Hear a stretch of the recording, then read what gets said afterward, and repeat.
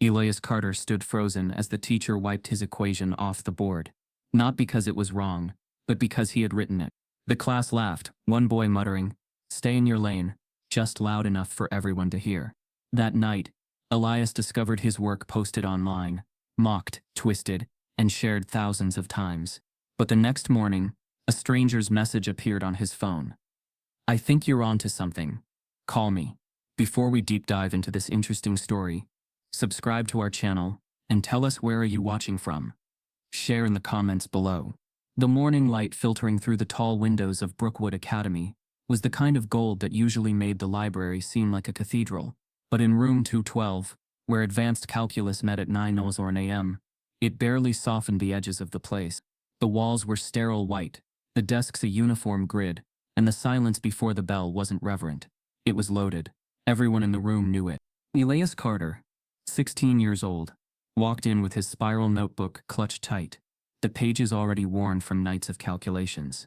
His steps were steady, but inside there was a pulse of nervous energy that he'd been carrying for months. He had been thinking about this moment since winter, the day he would put his theory in front of someone else's eyes. It wasn't arrogance that drove him, and it wasn't rebellion. It was need, the kind of need that had kept him awake past 2 a.m., scrawling equations by the dim light of his desk lamp. The numbers had become more than just symbols. They had turned into a rhythm, a heartbeat only he seemed to hear. He was the only black student in the class, a fact no one said out loud, but everyone felt, the glances, the little silences before someone spoke to him. The way his hand being raised sometimes got overlooked, until a white classmate asked the same question. Those were the quiet rules here, rules you couldn't write down but could never forget. Mr. Reynolds, their teacher, was already at the front, adjusting the projector, tall, silver-haired, the kind of man whose resume was longer than most people's reading lists. He had a way of smiling at students, as if measuring their potential in advance, and deciding exactly where they ranked. With Elias, that smile had always been a shade too thin. The day's lesson was meant to be open practice. Mr. Reynolds had written free problem-solving hour on the board, the kind of day students usually used to work quietly or half-whisper to friends. Elias saw his opening. He stepped toward the board. The squeak of his sneakers seemed to echo more than usual. Behind him, chairs creaked as heads turned. "Don't tell me you're about to do this," murmured Kyle Brennan, the boy in the row behind Elias. His tone was half amusement, half warning. Elias didn't answer. He uncapped a blue marker and began writing. The symbols started slow. Variables, constants, operators, but the flow built. Each new line followed the last, like it had been waiting there all along. His handwriting was sharp, deliberate, no hesitation. The hum of quiet conversation in the room began to die out. Even the ones who had never spoken to him were watching now. It wasn't just math. It was architecture, a structure made out of logic, each piece locking into the next, rising toward an answer that wasn't yet visible but was somehow inevitable. Halfway through, someone gave a short laugh, not the kind born of understanding, but the kind that slips out when someone thinks you're in over your head. Elias didn't turn around. "In the back," Kyle muttered, just loud enough for the row to hear. "Trying to be Einstein, huh?" A couple of snickers followed. Elias's pulse was steady now, almost calm. This was the moment he'd dreamed of, seeing the theory in full view, the way he'd pictured it during long nights when the world felt like it had shrunk to the size of his room. He stepped back from the board, uncapping the red marker this time to circle the final expression, a set of terms no one had ever seen written quite this way. Mr. Reynolds stood with his hands in his pockets, watching. His eyes were unreadable, but there was something just behind them, something Elias couldn't name, except that it didn't feel like admiration. "That," Elias said quietly, "is the foundation for my expansion on existing vector field analysis. It eliminates—" He didn't finish. Mr. Reynolds moved forward, still wearing that unreadable expression. He studied the board for a moment longer, then reached for the eraser. "Wait," Elias said, a rare edge in his voice. At least, the eraser met the board with a dry hiss. The blue lines began to vanish. Every number, every careful mark was gone in seconds, leaving only a faint shadow of what had been there. A few students exchanged quick sideways glances. Kyle smirked openly. Mr. Reynolds placed the eraser back on the tray and said, in a tone so casual it almost felt like a slap, "Stick to the basics, Carter. You're not that kind of smart." The words landed harder than any insult could have. Somewhere deep in Elias's mind, a fuse lit. Not a burst of anger, but a cold, focused heat, the kind that doesn't burn out quickly, the kind that waits. The bell rang, and the room emptied in a slow wave of laughter and shuffling books. Elias stayed at his desk, staring at the faint traces of blue on the board, already thinking about the next move, the move that no one in this room would see coming. Behind him, Mr. Reynolds leaned down just enough for only Elias to hear. "You're wasting your time, Carter. People like you don't rewrite the rules. They follow them." The bell's echo still clung to the air, as Elias slid his notebook into his backpack. The faint blue ghost of his erased equation lingered on the board, almost mocking him. Most of the class had already filed out, but a few stragglers lingered, the kind who enjoyed watching the aftermath of a public cutdown. As Elias stepped into the hallway, the sound of voices rose behind him. He caught fragments muffled, then sharper. "Man really thought he was going to be the next... What? Oh yeah, the next Black Einstein." The voice was Kyle Brennan's, pitched low but not low enough. The words were coated with sarcasm, the kind that cuts deeper because it pretends to be a joke. A burst of laughter followed. It wasn't loud, but it didn't need to be. In the closed corridor, every chuckle landed like a pebble in water, rippling outward. Elias's back tightened. He didn't turn around. "Bet he Googled that equation anyway," Kyle added. "Ain't like people like him come up with stuff like that." This time, the laughter was shorter, edged with the kind of nervousness that came when someone skirted too close to saying what they really meant. But the damage was done. Elias kept walking, each step slow, measured. Inside, his thoughts were a blur of hot and cold. He knew exactly what would happen if he turned and confronted Kyle. The performance would shift. Kyle's voice would get louder, more casual, more innocent. Someone else would jump in to say, "Relax, he's just joking." He had learned early that jokes had a strange way of changing shape in these hallways. Sharp in the shadows, dull under the teacher's gaze. Halfway to his locker, he stopped. His hand rested on the cold metal handle, but he didn't open it. The words kept echoing. People like him. It wasn't the first time. It wasn't even the worst. But something about today, about Mr. Reynolds erasing the board like it was nothing, made this feel like a continuation, not an isolated jab. He pulled his phone from his pocket, thumb hovering over the camera. For a moment, he thought about going back, confronting Kyle, recording everything. But his mother's voice cut through the noise in his head. "In this school, you'll have to be twice as good for them to see you as equal." It was advice wrapped in both love and exhaustion. She had said it the day his acceptance letter arrived from Brookwood. She had said it again the night he called her, nearly in tears, after a teacher mistook him for a delivery boy during after-school tutoring. He could hear her voice now, calm, certain, and it made the heat in his chest settle into something heavier. Twice as good. He pushed open the locker, swapped out his books, and headed for the exit. The sunlight outside hit him like a wall, but instead of burning away the sting, it seemed to sharpen it. The parking lot stretched before him, neat rows of cars gleaming in the late morning light. On the bus ride home, he kept his gaze fixed on the blur of houses and trees. His hands stayed folded over his lap, but in his mind, the numbers had already returned. The theory was still there, coiled and waiting, untouched by erasers and whispers. That night, the Carter kitchen smelled faintly of coffee and toast. His mother was working a late shift at the hospital. His younger sister Lena was upstairs with her headphones on. Elias dropped his backpack onto the table and pulled out his notebook. The cover was worn, the spiral bent in places, but the inside was a careful archive of sleepless nights. Equations spread across the pages like constellations, each connected to the next, each a step towards something bigger. He began rewriting the equation from memory, this time stretching it further, refining the logic that had been building for months. His pencil moved in sharp, sure strokes, as if the insult had burned away any hesitation. Somewhere between the 5th and 6th page, a thought crept in. They think this is impossible for me, not the math, me. That was the part they couldn't say out loud, but kept finding ways to show him. The clock on the microwave blinked 6:47 when he finally sat back, stretching his fingers. His eyes drifted toward the counter, where the mail from earlier still sat in a neat pile. Bills, flyers, a small envelope with the school's crest in the corner. He reached for it without thinking, more out of habit than curiosity. The envelope was thin, the paper stiff. His name was printed neatly in the center. Elias Carter. He slid a finger under the flap and pulled the letter free. The first thing he saw was the bold heading, Academic Conduct Review. The words seemed to tilt on the page. His eyes scanned downward, catching phrases that felt too heavy for the space they occupied. Concerns regarding the originality of recent academic work. Possible breach of academic integrity. Formal review schedule. He stared at the letter, his heartbeat slow but loud in his ears. This wasn't just about today's equation. Someone had taken it further, far enough to put it in writing. He thought of Kyle's smirk, of Mr. Reynolds' eraser sweeping the board clean.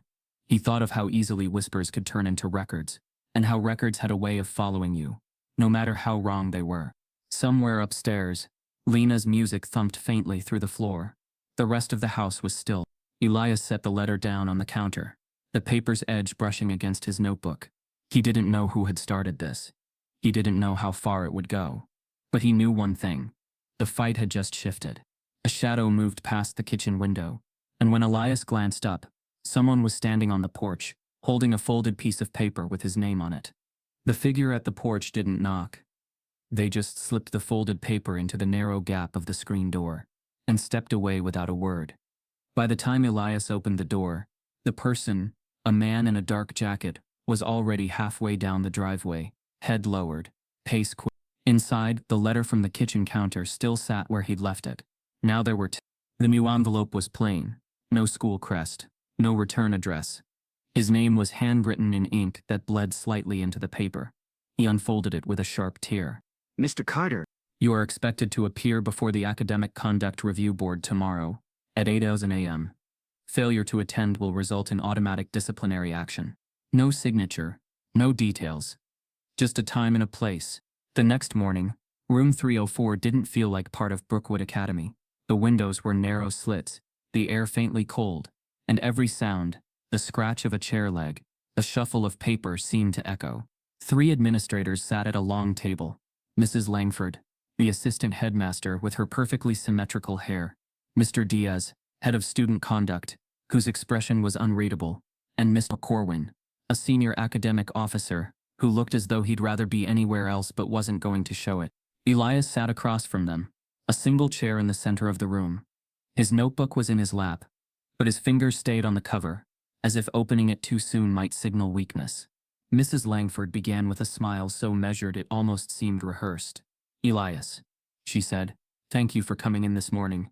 We'd like to have a conversation about some concerns regarding your recent work in advanced calculus. Concerns, Elias repeated, his voice quiet but steady. Yes, Mr. Diaz said, leaning forward slightly. We've been informed that you presented an equation during class that bears remarkable similarity to existing published material. The word remarkable was delivered like a verdict. Elias opened his notebook, flipping to the page where the equation lived in graphite and sweat. I wrote this myself, he said. From scratch. I can explain every step. Mr. Corwin cleared his throat. We don't doubt your enthusiasm, he said, but in cases like this, the burden is on the student to demonstrate originality. The sentence was polite, but the weight behind it was heavy. Elias could hear the subtext. We don't believe you. Prove us wrong, if you can. He began walking them through the logic. Each variable, each transformation. His voice was steady, but every time his eyes met Mrs. Langford's, he could see it, the faint fixed look that said her mind was already made up. Interesting, she said when he finished. But you understand, Elias, that mathematical innovation of this caliber is uncommon at the high school level. Uncommon doesn't mean impossible, he replied.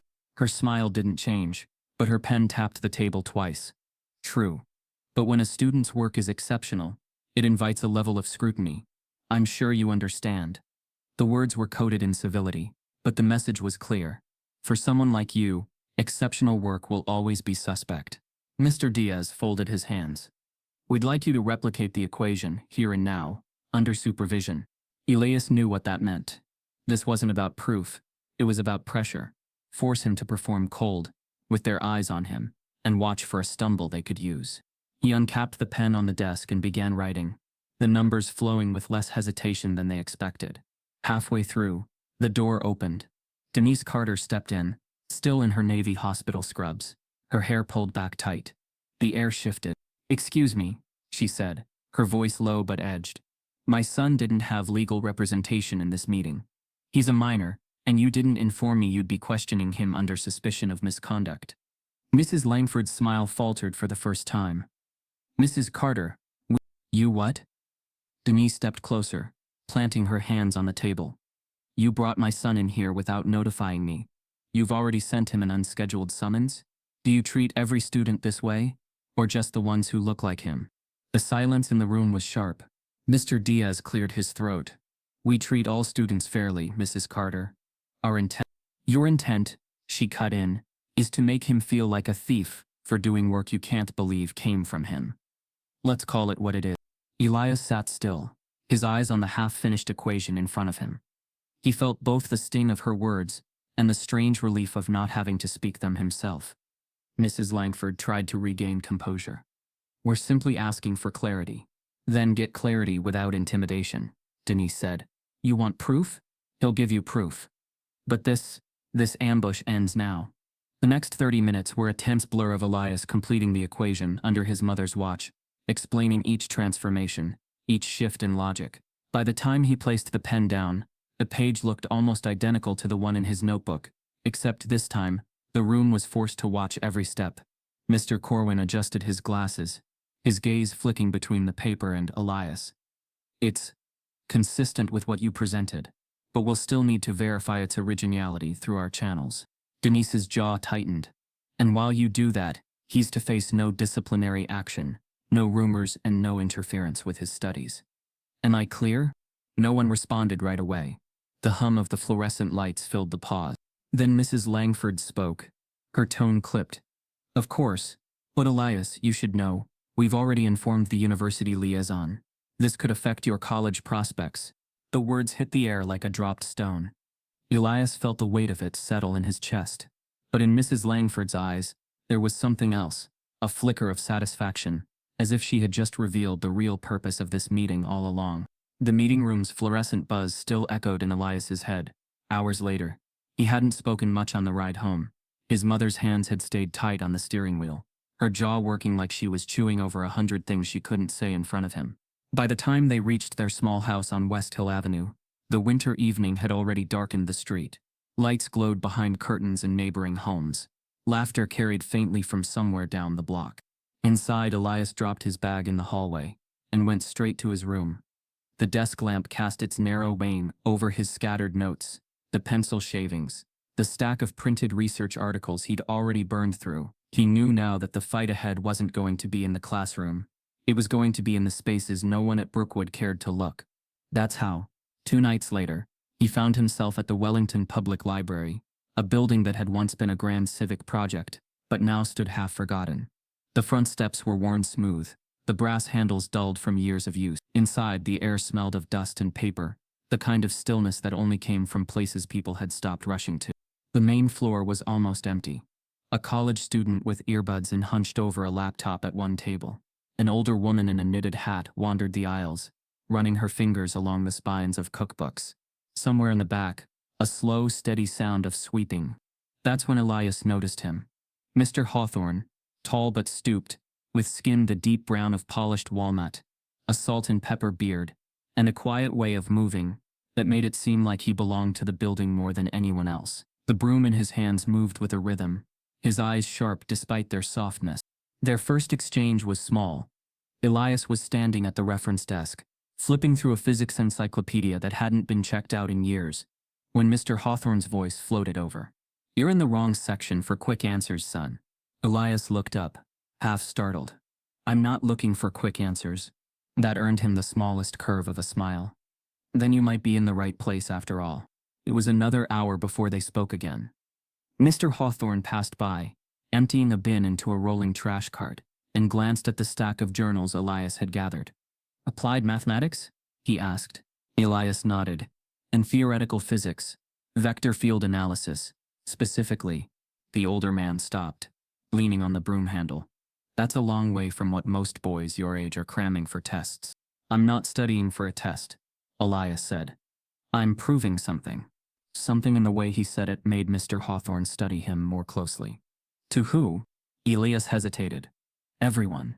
That night, when the library closed, Mr. Hawthorne walked with him to the door. Just before Elias stepped out, He said, "If you're back tomorrow, come find me. I know a part of the archives nobody touches anymore." The next night, Elias returned, and the next. Soon, a quiet routine settled between them. Mr. Hawthorne would meet him at the back corner of the main floor, where a locked door led to a narrow staircase. The air down there was cooler, tinged with the scent of old glue and ink. "This is where the library buries its history," Hawthorne said the first time they entered.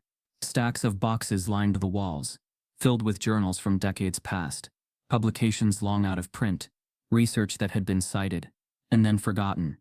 Some of the bindings were cracked, the pages yellowed but still sharp with ink. Hawthorne explained, in fragments over the nights that followed, that he had once been an engineering student with a promising future. In 1973, he'd been offered an internship at a prominent firm, only to have it rescinded when a senior partner expressed concerns about his fit with company culture. "They told me I'd be happier somewhere else," he said one night, sliding a journal across the table to Elias. "Problem was, I wasn't unhappy where I was. They were." The bitterness in his voice was subtle but undeniable. As they worked, Elias found himself talking, not much at first, but more as the nights went on, about Brookwood, about the meeting, about the way people looked at him like intelligence was a costume he was borrowing.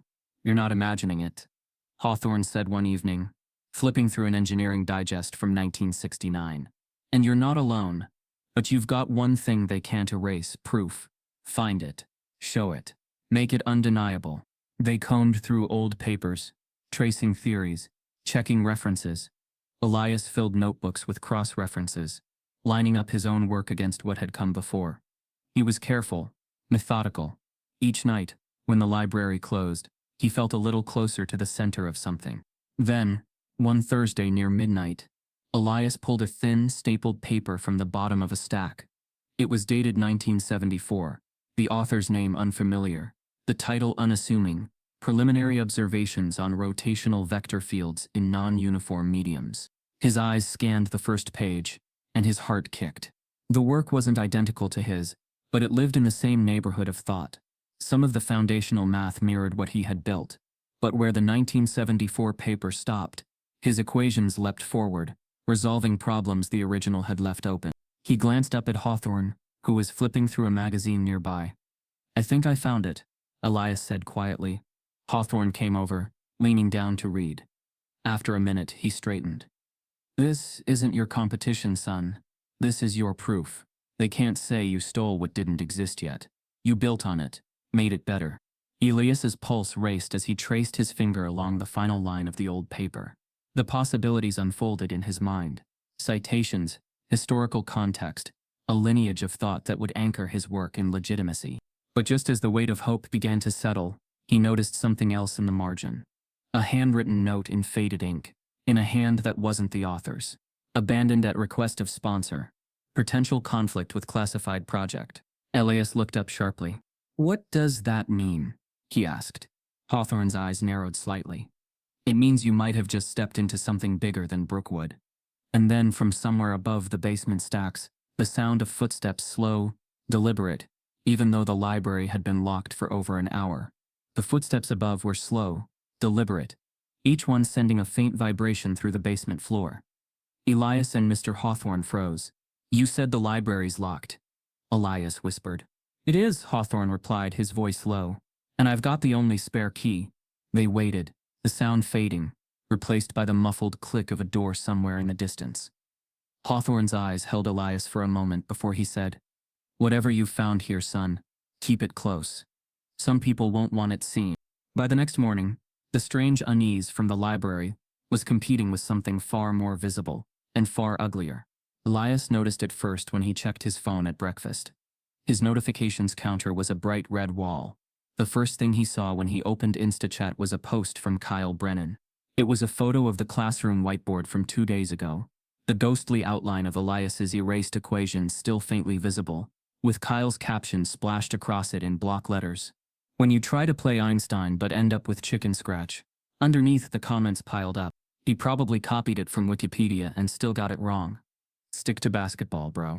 "I didn't know Brookwood had a diversity math program." The mix of laughing emojis and thumbs down icons blurred together, but the intent was sharp enough to cut.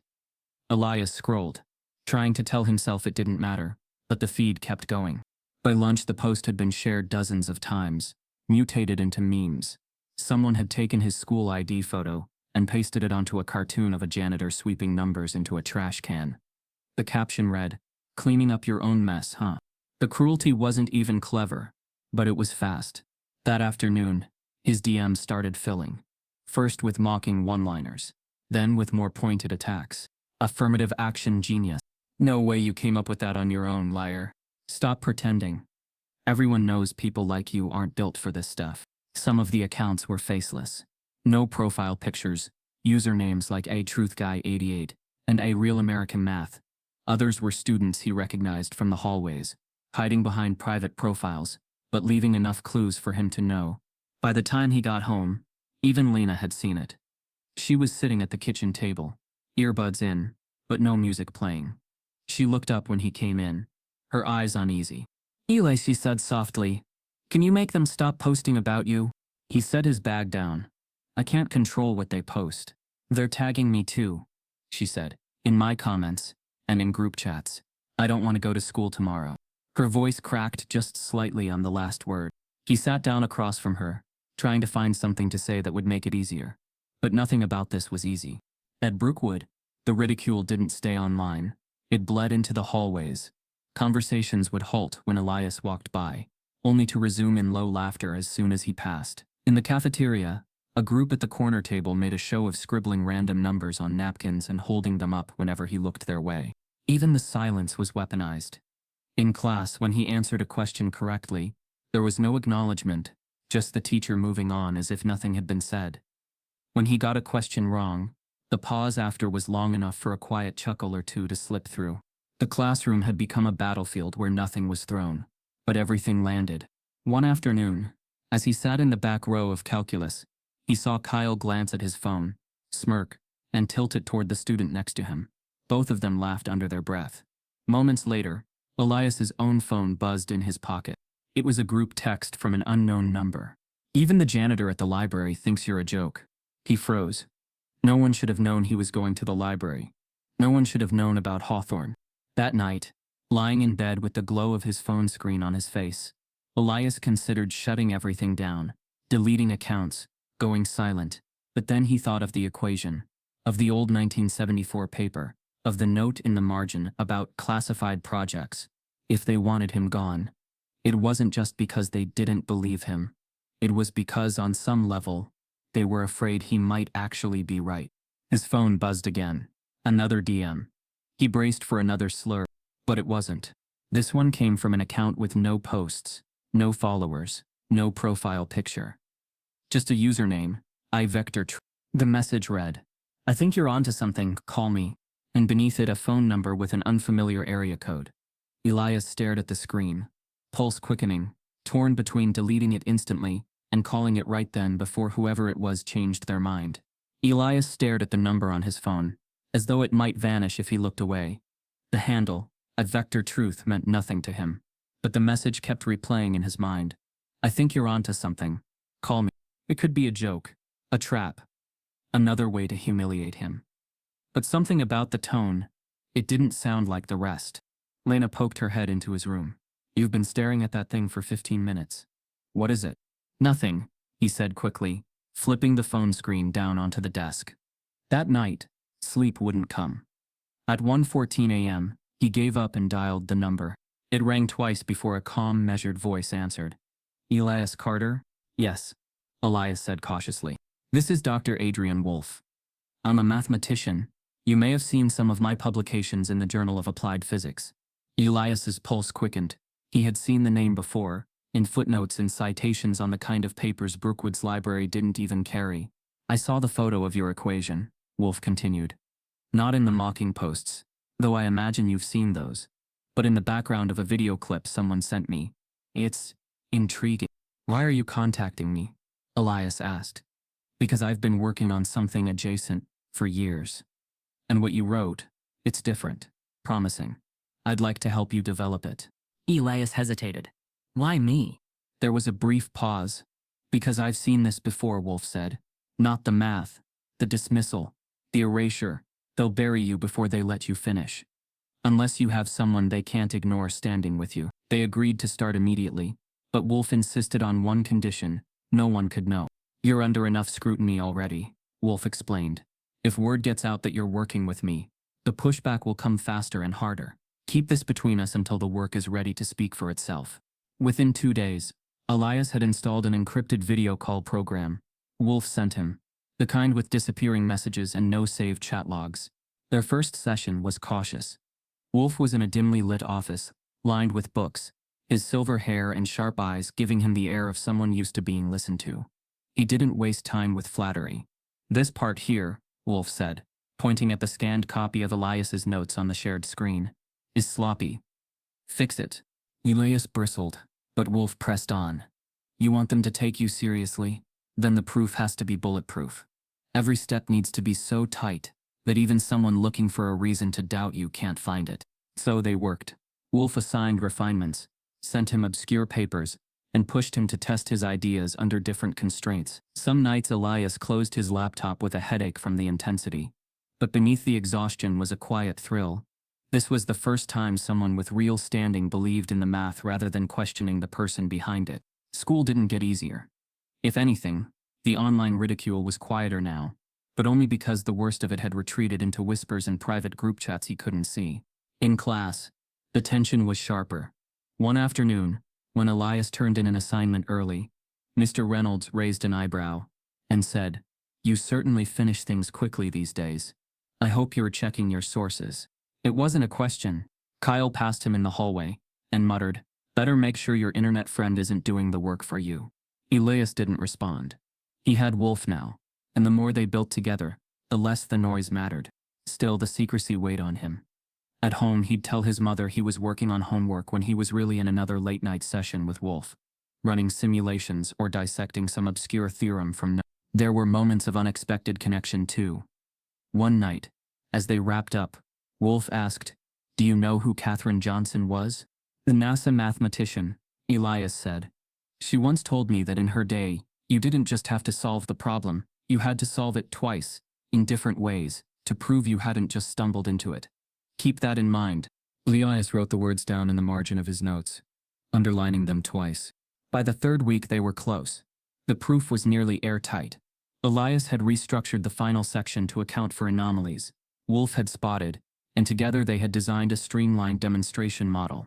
"This is it," Wolf said one night, leaning forward into the glow of the screen. "When you finish this last segment, it won't just be a theory, it'll be a paper. Something they can't erase from the board."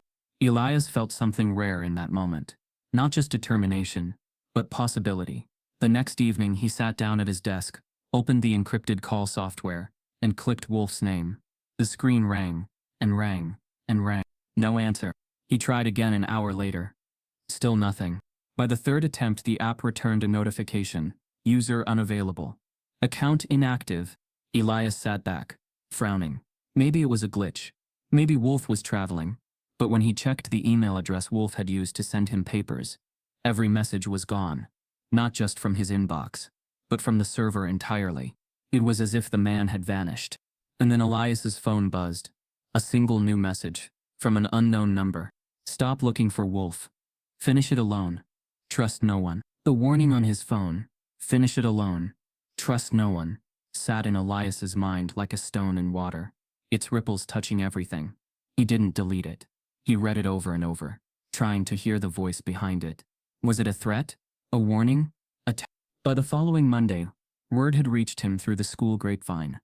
Brookwood was putting together its entries for the regional science and math fair. It was the kind of event the administration loved. Press coverage, photos for the website, scholarship scouts walking the floor. Ordinarily, they handpicked students for it. This year, to Elias's surprise, they invited him to apply. The email was brief, almost perfunctory.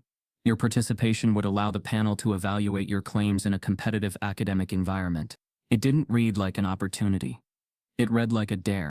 When he told his mother over dinner, she didn't hesitate. "You're doing it," Denise said, setting her fork down.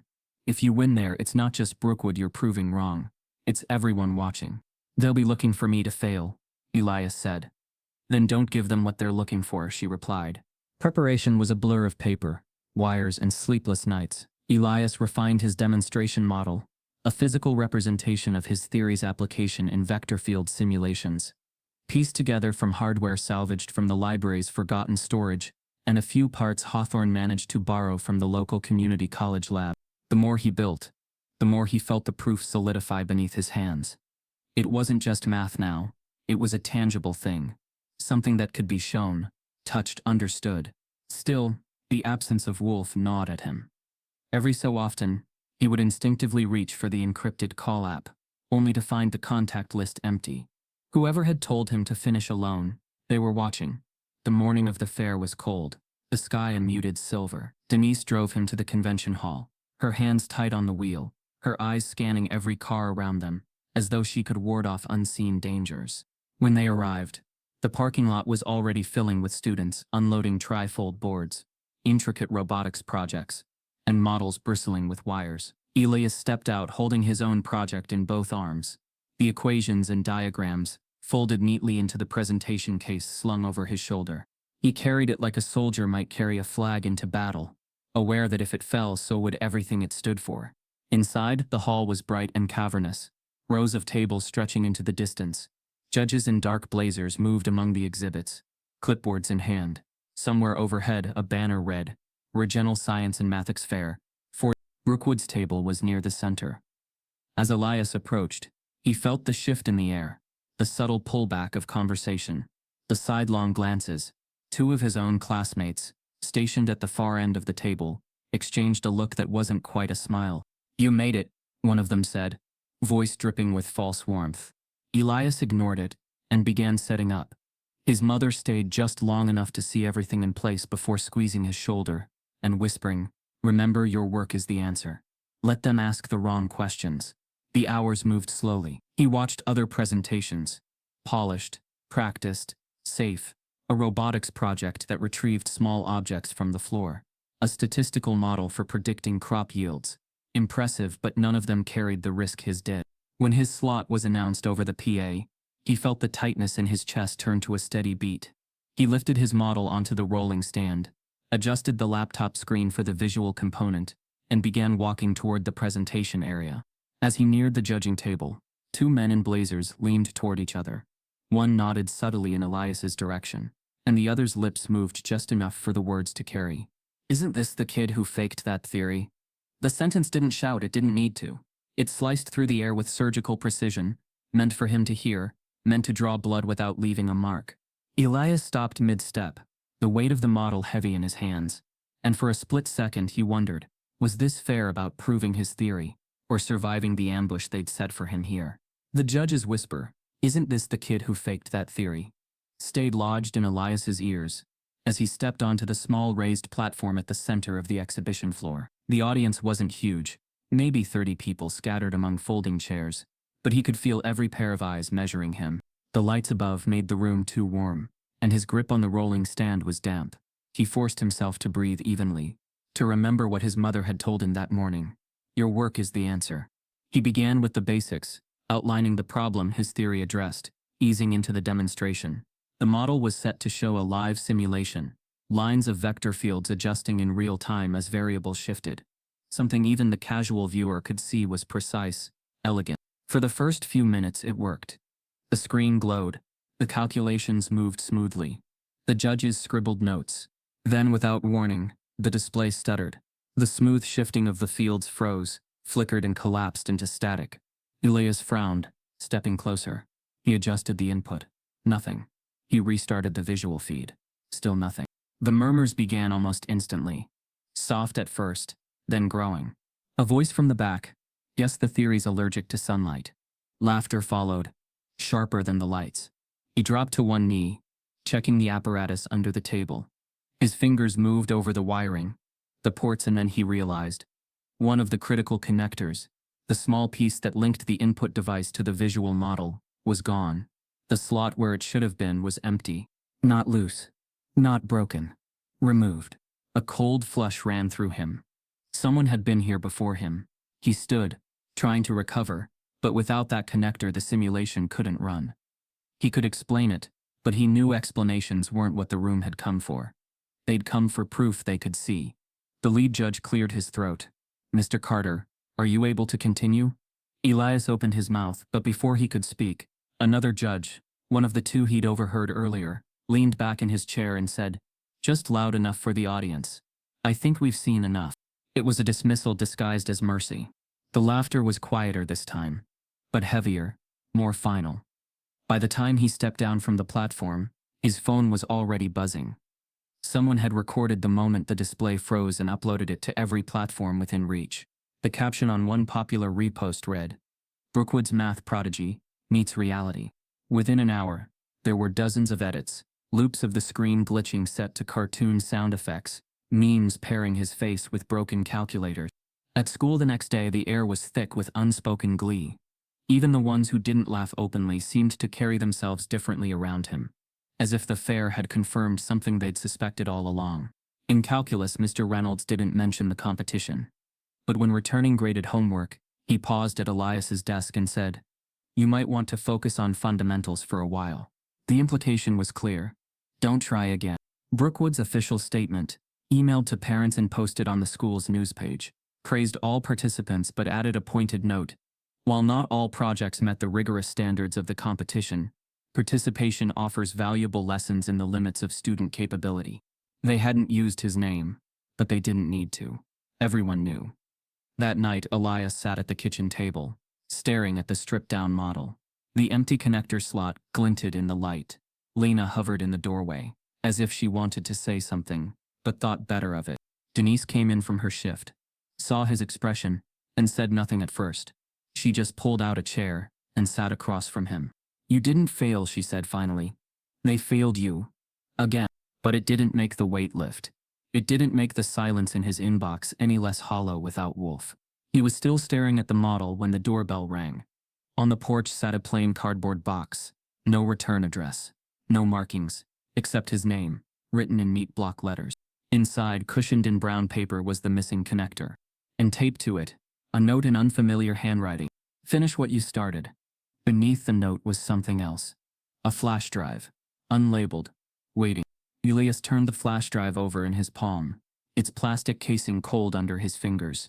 The missing connector sat on the table beside it, almost taunting him with how small it was, how such a tiny absence had unraveled his public moment. Denise read the note again. Finish what you started.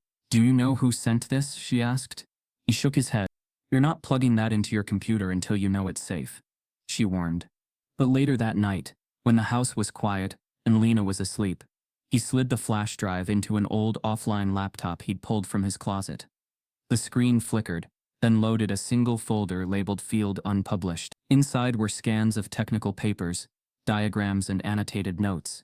Some in handwriting he didn't recognize, others in Wolf's familiar scrawl. One file stopped him cold. Vector Apple Confidential. It contained refinements to his theory. Not replacements, but expansions.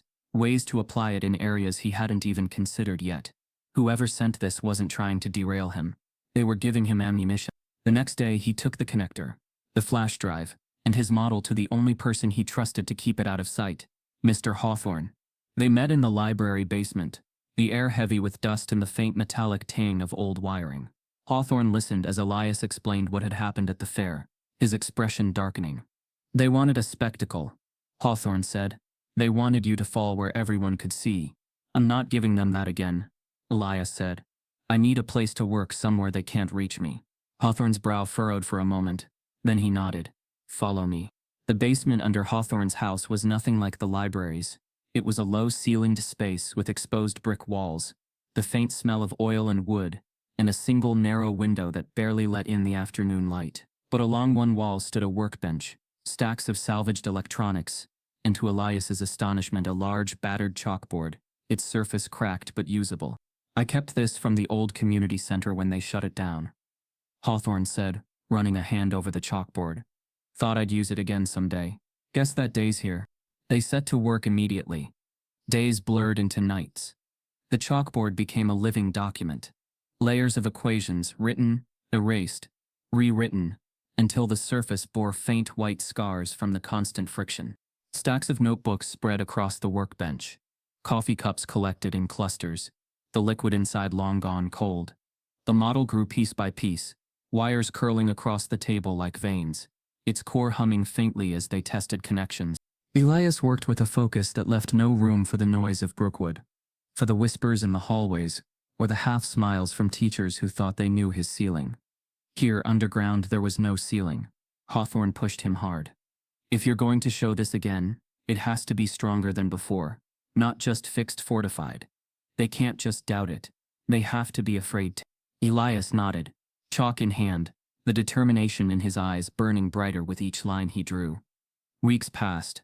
Outside, winter began to give way to the first brittle hints of spring. Inside the basement, progress was measured in solved anomalies and smoother simulation. One night, Elias paused, stretching his cramped fingers. Hawthorne handed him a mug of coffee and said, "You ever think about what happens after they have to admit you're right?" Elias stared at the humming model. "I don't think about after," he said. "If I start thinking about that, I might start thinking I've already won. I haven't." It was close to midnight when the breakthrough came. They'd been stuck on a recurring instability in the simulation, a fault that appeared at high variable loads. Elias was running another test when the readout stabilized, the display holding steady for the first time. "It's holding," he breathed. Hawthorne leaned in, watching the clean, uninterrupted flow on the screen. "It's not just holding," he said. "It's perfect." Elias saved the results, backed them up twice, and leaned back in his chair, the weight in his chest shifting into something lighter, not relief, but readiness. The next afternoon, as he sat at the basement workbench reviewing the final proof, his phone buzzed. The sender's name was unfamiliar, but the subject line made his breath catch. "Invitation. International Conference on Theoretical and Applied Mathematics." He opened it. "Dear Mr. Carter, we have reviewed preliminary reports of your recent theoretical work on vector field dynamics. We would be honored to have you present your findings at the upcoming International Conference on Theoretical and Applied Mathematics in Geneva, Switzerland. Travel and accommodations will be covered. Please confirm your attendance at your earliest convenience." He read it twice, then a third time. Someone somewhere was watching his work again. But this time, they weren't laughing. At the bottom of the email, in small italic text, was a single line, "Your mentor will be there." The line at the departure gate snaked across the terminal, a low hum of rolling suitcases and boarding announcements. Elias clutched his carry-on close, the invitation to Geneva printed and folded in the front pocket. The words "your mentor will be there" kept repeating in his mind like an unanswered question. Denise had walked him to security, her coat still zipped against the chill of early morning. She kept fussing over small details, making sure his passport was in the right place, double-checking the charger in his bag, until he gave her a half-smile and said, "I'll be fine, Mom." She didn't smile back. "You'll be brilliant," she corrected. They hugged longer than usual. Then he stepped into the winding security queue. Around him, other delegates, some he recognized from the conference program, chatted in small clusters, their badges already hanging from lanyards. He was halfway to the scanner when a uniformed TSA agent stepped out of line and gestured to him. "Sir, step this way, please." Elias blinked. "Is something wrong?" "Random additional screening," the agent said, expression neutral but voice clipped. He followed them to a side area, cordoned off by blue dividers. The hum of the main line faded, replaced by the sharper sounds of zippers and latex gloves snapping into place. They went through everything: his shoes, his laptop, the neatly packed demonstration components in his carry-on. A second agent swabbed his palms for residue while the first leafed through his notebook, flipping pages without looking at him.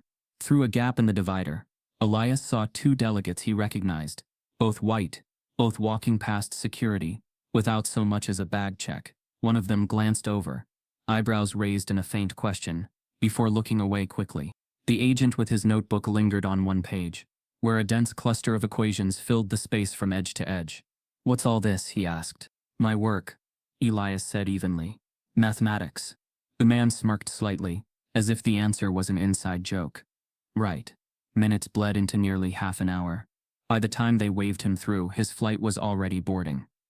Elias grabbed his things and started toward the gate at a near run, the humiliation sitting like heat under his skin. He could still feel the weight of eyes on him, real or imagined, as he passed through the terminal. Halfway there, his phone buzzed. "Denise," he answered without slowing. "Mom, I'm going to miss my flight." "Eli, what happened?" "I saw the time. You should have been at the gate 20 minutes ago. They pulled me for extra screening." There was a pause, then a sharp inhale. Why? They said random. But Mom. He lowered his voice. It wasn't random. The silence on the other end was tight, heavy. When she spoke again, her voice was low and urgent. Listen to me. You don't let them have this. You don't give them the win of you walking away. You hear me? He swallowed hard. Yeah. You walk on that plane, Elias.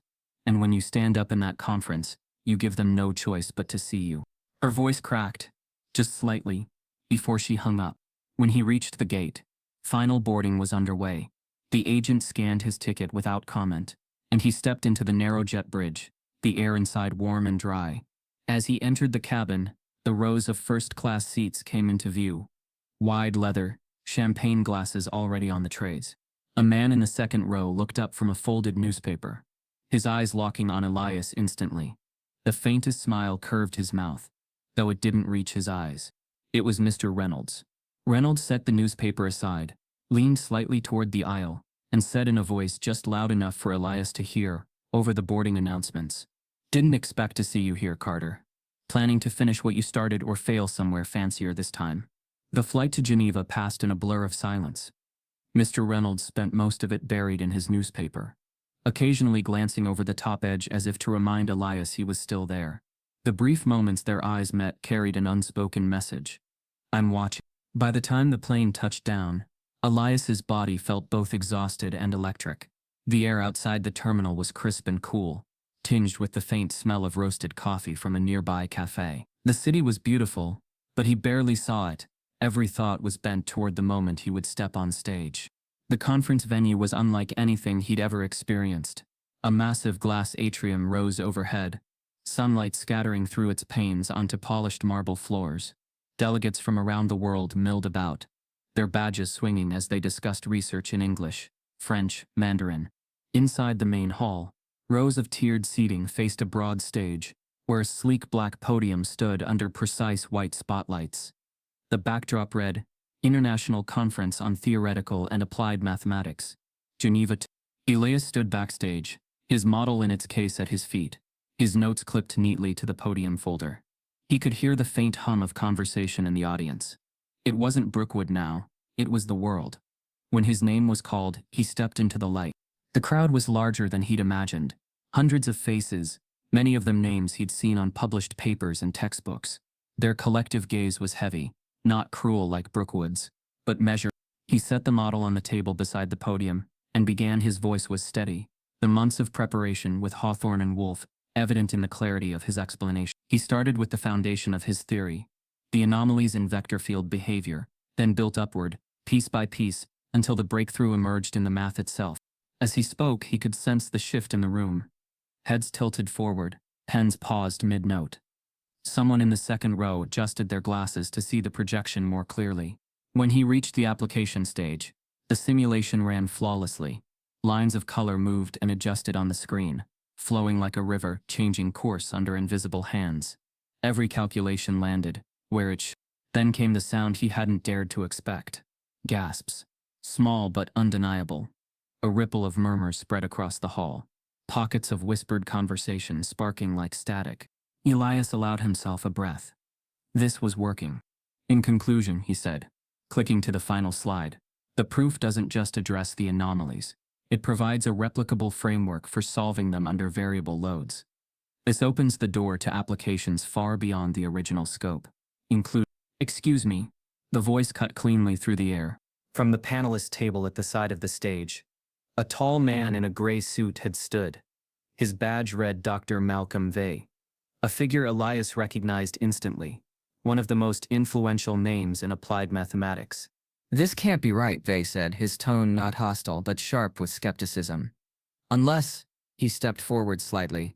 Unless you can solve it in real time. Here, now. The room went still. It wasn't a question. It was a challenge. One Elias knew could shatter everything if he stumbled.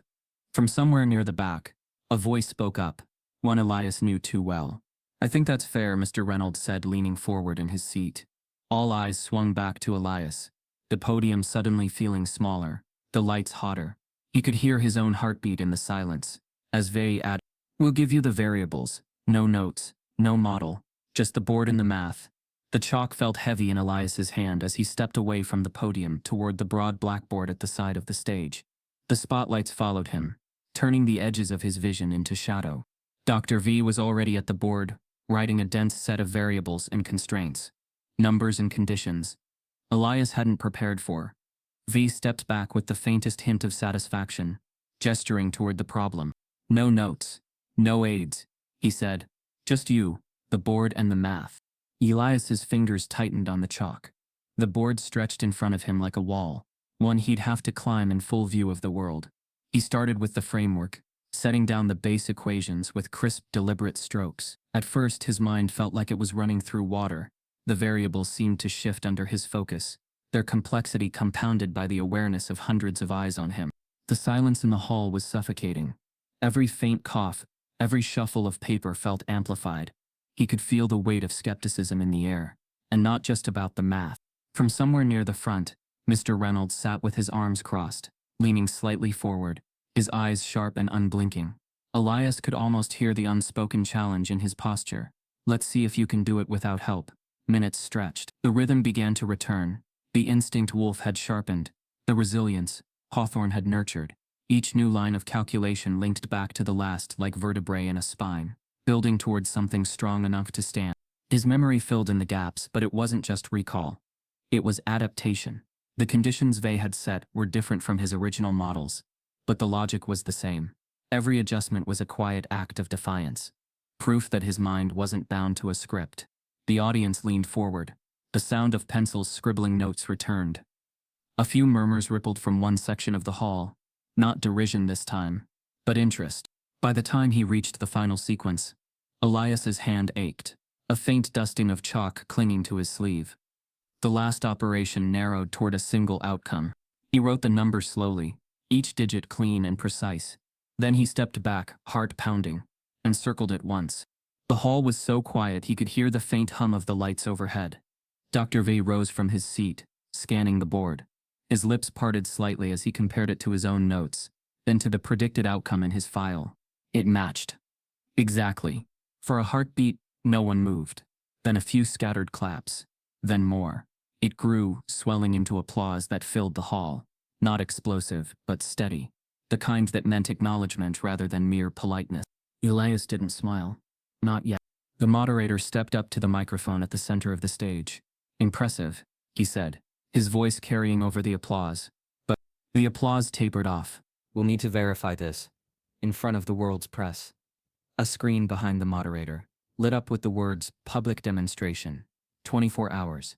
And in the second row, Elias spotted a face he hadn't seen since the library basement.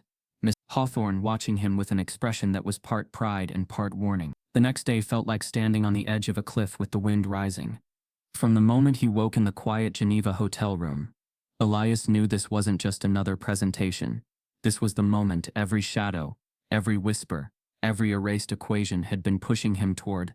The conference organizers had turned the main hall into something closer to a broadcast studio. Rows of cameras ringed the stage.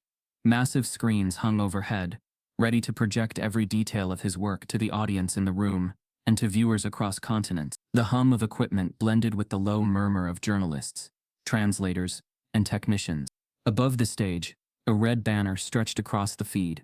"Live International Demonstration. Elias Carter." Hawthorne found him backstage, his voice steady but his eyes sharp. "They'll be watching for any slip," he said. "Not just in the math. In you.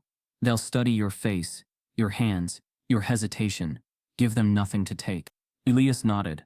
His hands were steady, but he could feel the quiet coil of tension in his chest. He stepped into the light, the sound of applause rolling forward like a tide. This time, he didn't glance at the crowd. The world could watch. The board was all that mattered. The problem was delivered in real time. A fresh set of variables, a complex configuration, designed by 3 senior panelists to test the limits of his theory. The numbers sprawled across the top corner of the projection, like a challenge carved in stone. Elias began. The first steps came fast, muscle memory guiding the chalk across the black surface. He worked cleanly, speaking each transition aloud so the global audience could follow. Lines became structures, structures became systems, and slowly the picture emerged, not of random calculations, but of an equation unfolding toward inevitability. The camera zoomed close enough to capture the faint streaks of chalk dust on his fingertips, the way his sleeve brushed the board as he wrote. His voice never wavered. Minutes passed. The hum of the crowd softened, until there was nothing but the scratch of chalk and the occasional click of a camera shutter. Even Dr. Vey sat forward now, watching intently. When Elias moved into the final transformation, the structure on the board locked into place like the last piece in a machine. The answer, clear, exact, matching the predicted outcome, sat there unshakable. For a second there was no sound. Then the applause broke, louder than before, rolling over the stage in waves. Some in the front rows rose to their feet. The moderator stepped up beside him. "Ladies and gentlemen," he said, "you've just witnessed a breakthrough in applied theoretical physics, one that will reshape the field in years to come." The cameras caught the moment. Elias standing with chalk still in his hand, the proof gleaming behind him. Within hours, clips from the live stream flooded news feeds. "The teen who changed math" read one headline. "From high school controversy to global stage," read another. Networks that had ignored the science fair debacle now requested interviews. University programs began sending quiet inquiries. The same people who had once looked at him with suspicion now wanted to stand close enough for some of the light to spill onto them. But not everyone had changed their tone. That night, back in his hotel room, Elias opened his laptop to check his email. Amid the congratulations and press requests was one message from an address he recognized instantly. Brookwood Board of Governors. The subject line read simply, "Academic Standing." He clicked. "Elias, we have been following your recent achievements with great interest. The board would like to discuss reinstating your academic standing at Brookwood Academy. Please contact us to arrange a meeting." At the bottom of the email was a final line, added almost as an afterthought. "Mr. Reynolds will be present." The car ride back to Brookwood felt longer than the flight from Geneva. It wasn't the distance, it was the gravity of returning to the place where it had all started, where his equation had been erased in front of a room that decided that was the end of his story. Denise drove, her hands steady on the wheel. "You don't owe them anything," she said quietly. "I know," Elias replied. But in truth, part of him wanted to walk through those doors. Not for the board, not for Reynolds, but for the kid he'd been the day his work was wiped away. The campus looked the same. Clean brick facades, manicured lawns, banners with the school crest flapping gently in the spring wind. But as Elias stepped out of the car, he noticed how the looks were different now. Some students glanced at him and quickly looked away, their expressions uncertain. Others held his gaze a fraction too long, as if trying to reconcile the face they knew with the headlines they'd read. The meeting with the board was brief, all formal smiles and thinly veiled self-interest. They spoke of misunderstandings and moving forward, as though erasing his equation, calling his integrity into question, and allowing the harassment to fester, had all been minor paperwork errors. When it ended, Reynolds stayed seated as the others filed out. He looked older than Elias remembered, the lines at the corners of his mouth deeper. "Carter," he said, leaning back in his chair, "I owe you." "You don't owe me anything," Elias interrupted. His tone was even, almost calm. "You owe the truth an apology, not me." Reynolds' mouth tightened. "I misjudged you." "No," Elias said, meeting his eyes. "You judged me exactly how you wanted to. You just didn't expect to be wrong." For a moment, silence stretched between them. Not the silence of intimidation anymore, but of imbalance. The power in the room was no longer his teacher's. Later that morning, Elias walked the familiar hallway toward room 212. His footsteps echoed off the linoleum, each one a reminder that this was the same path he'd taken the day his work disappeared from the board. When he entered, the room went still. Students sat frozen in mid-turn, eyes flicking from him to Reynolds, who stood at the front with a marker in hand. The same board loomed behind him, spotless, waiting. Reynolds cleared his throat. "Carter," he said, gesturing vaguely toward the class. "I want to say—" "You already did," Elias said, stepping past him. He picked up a marker and uncapped it. Without hurry, he began to write. Not the same equation as before, something new, something evolved from the months of work that had taken him far beyond this room's walls. The air was heavy with the sound of the marker's glide. When he finished, he stepped back and set the marker down, his expression unreadable. The room stayed silent. His classmates stared, their faces a mix of guilt, awe, and something else. The recognition that they were seeing someone who had walked through the fire they'd helped light, and come out untouched by the ash. Reynolds glanced at the board, then at Elias. His lips parted as if to speak, but no words came. Elias slung his bag over his shoulder and turned toward the door. That's when it opened. Mr. Hawthorne stood there, the faint scent of dust and old paper clinging to him. His eyes found Elias immediately, and there was no smile, just urgency. "We need to talk," Hawthorne said. "Now." And then, almost as an afterthought, he added in a low voice only Elias could hear, "It's about Wolf." They stepped out into the corridor, the sound of the class still hushed behind the closed door. Hawthorne walked with purpose, his hands in the pockets of his worn jacket. "Tell me," Elias said. "What about Wolf?" Hawthorne glanced in the hallway before speaking. He didn't disappear because he wanted to. The man's been under pressure, real pressure from people who don't want certain doors opened. "Your theory? It's more than academic. There are applications that make some folks nervous." Elias felt a cold knot form in his stomach. "You think that's why he stopped talking to me?" "I don't think," Hawthorne said. "I know, and I also know he didn't just leave you hanging. He left something behind for you." They turned into the library. At the back table, Hawthorne slid a thick envelope across to him. Inside was a letter on embossed stationery. "The Harrison Math and Science Foundation is proud to award Elias Carter a full scholarship for his undergraduate and postgraduate studies, along with the establishment of the Carter Hawthorne Research Grant, dedicated to supporting underrepresented students in advanced mathematics." At the bottom, in Wolf's unmistakable handwriting, was a single line: "Keep building." They can't erase what's written in enough hands. The words sank into Elias like heat. This wasn't just a scholarship, it was proof that the fight had shifted, that the work now had a life beyond him. A week later, Brookwood held an assembly to recognize his achievement. It was all polite applause and carefully chosen language, the kind that celebrated without admitting fault.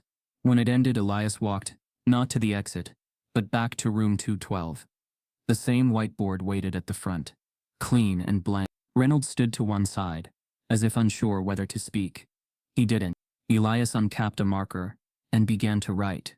Not a demonstration, not a lecture, just an equation, elegant and compact, born from the months in Hawthorne's basement, and the nights Wolf had guided him over encrypted calls. The room was silent, except for the soft squeak of ink on board. When he finished, he set the marker down and stepped back. No one moved to erase it. He slung his bag over his shoulder and headed for the door. Behind him, the equation stayed unchallenged, untouched. The bell rang, its sharp sound cutting through the stillness. Students began to file in for the next class, their eyes drawn to the board, whispers passing from one to the next. The camera of the moment, if there had been one, would have lingered on that chalk-white line of logic, the quiet defiance of it, the permanence that came not from ink but from what it meant. That afternoon, Elias got an email from the Harrison Foundation. It was a press release draft announcing the first recipient of the Carter Hawthorne Grant. He opened it, eyes moving over the name. It was a girl from his neighborhood, Marina Ellis, 13 years old, bright-eyed and already running circles around her teachers in math. He remembered seeing her once, sitting on the stoop of her building with a library book on her knees, working out problems in the margins because she'd run out of paper. The email included a photo of her receiving the news. Eyes wide, hands over her mouth. As Elias stared at the image, he realized she was looking at the world exactly the way he once had. And maybe, just maybe, she would take it further than he ever could.